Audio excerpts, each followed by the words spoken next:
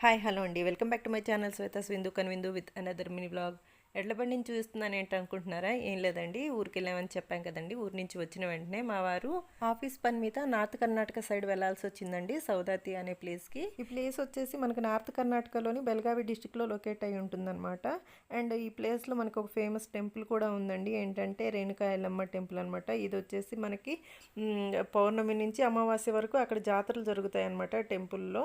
So ఈ ఎడ్ల బండ్లన్నీ ఆ జాతర కోసం వచ్చినాయి అనమాట. అంటే వీళ్ళందరూ కూడా ఎన్ని రోజులైతే జాతర జరుగుతుందో అన్ని రోజులకి సరిపడా అన్ని ఐటమ్స్ పెట్టుకొని వేరే వేరే ఊర్ల నుంచి ఇలాగ ఎడ్ల బండ్లు కట్టుకొని వస్తారనమాట. సో అయిపోయేటప్పుడు ఇలా ముగించుకొని వెళ్తూ ఉంటారు. అండ్ మహారాష్ట్ర సైడ్ నుంచి కూడా వస్తారంటండి, చాలా ఫేమస్ టెంపుల్. అంత దూరం వెళ్ళి అమ్మవారిని దర్శించుకోకుండా రాలేం కదండి. సో టెంపుల్కి వెళ్ళి వస్తూ ఉండగా ఈ ఎడ్ల బండ్లన్నీ కనిపించాయి అనమాట.